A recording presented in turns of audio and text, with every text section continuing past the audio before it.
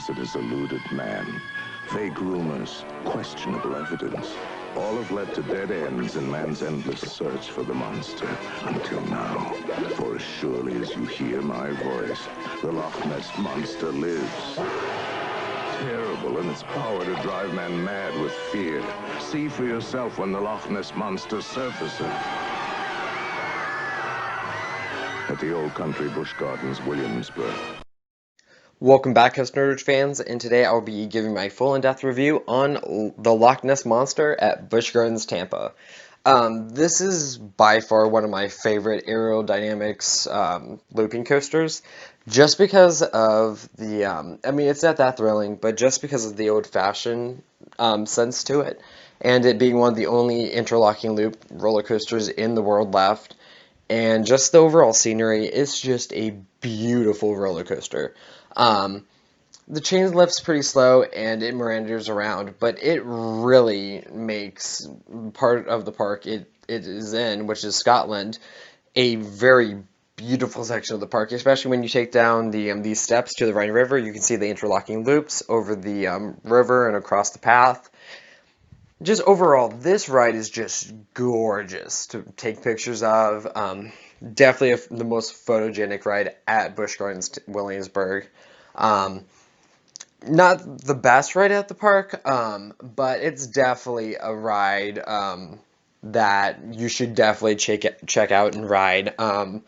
If you guys know how to ride an aero looper, which most people don't, you will be able to get a really nice, smooth ride. And I just love this coaster overall. The colors are kind of weird with it being yellow because you don't really think Loch Ness Monster, yellow. What a great color. You think more green, but they chose the yellow, but it really makes the green trains really stand out. And this coaster's had a lot of history. It's been around for the past 40 years. So it's going to definitely be a little bit rough. But anyway, you take a right-hand turn out of the station and you go up the super slow lift hill.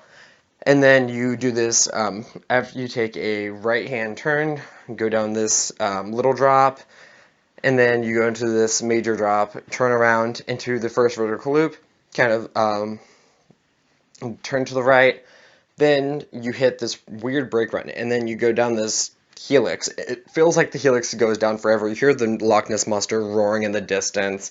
When the effects are turned on, there is a light, kind of like a light show, and you can see the Loch Ness Monster kind of moving around the tunnel and stuff, trying to scare you all the guests in the park that are on the ride. And then you kind of peer out and you go up this lift hill, dip down, turn to the right, go into the second inversion, which is the loop inside the other loop that you already went through, and then you do a tiny left right-hand turn, bank turn into the brakes, and that's the end of the ride. The theming of the Loch Ness Monster is actually pretty cool. But then again, it really depends if you get the extended queue. If you don't get the extended queue, your experience can vary.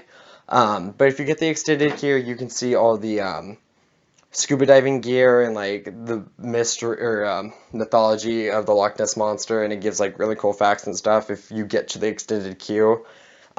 Which honestly, wouldn't really